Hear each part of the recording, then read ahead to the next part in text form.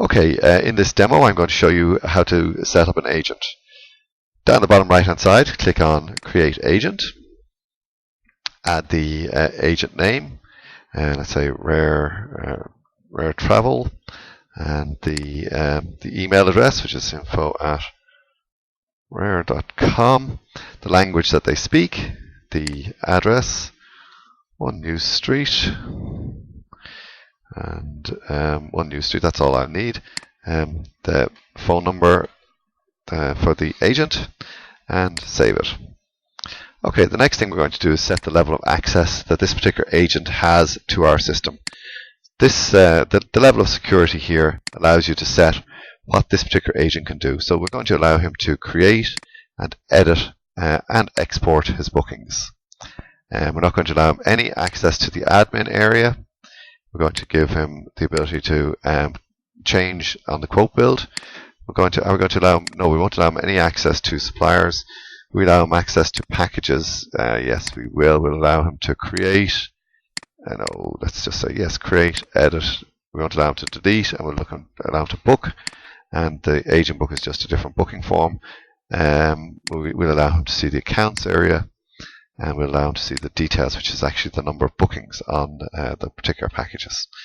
Okay, we won't give him any access to clients or any access to finances. Okay, so that sets the general level of access for this particular agent.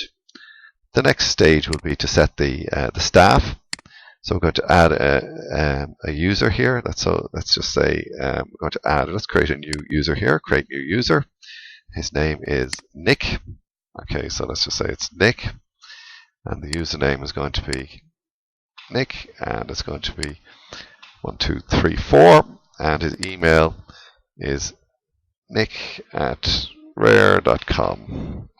That's it. We have him set up, and you can set him up as either an agent staff or an agent administrator.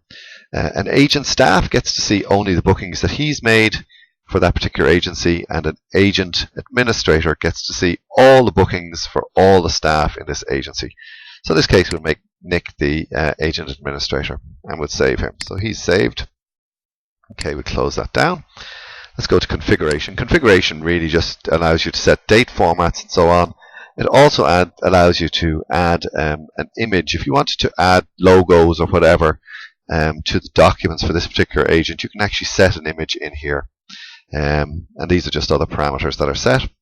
Finances. This allows us to quote this particular agent in a currency. So when the agent logs onto our system, what currency is he going to be quoted in? This particular agent is going to be quoted in euros. We can have an account code. That's only for account exports. But here, after this, we'll set the level of markup. So we're going to mark up transport to this particular agent 10%. And we're going to give him, no, we're not going to give him any commission. We'll mark accommodation up at 5%. We're not going to give him any accommodation commission. Activities we'll mark up at 5%. Other services we'll mark up at 25%. We're not going to give any commission on any of this. We'll mark travel up at 5%.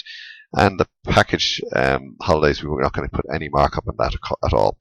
So once we've done that, that's all we've got to do. We can actually set this agent tax code. This helps in certain countries depending on what's happening. If they're TOMs or if there's special VAT, depending on different countries, there's different tax types that will be dealt with in a separate tutorial. In this case, we're just going to leave the tax type blank. Let's save it. Okay, and that's our agent setup. Okay, so it's as simple as that to do an agent setup. And from now on, whenever the agent comes in to make a booking onto our system, or we make a booking on his behalf, what will happen is our basic prices will be marked up.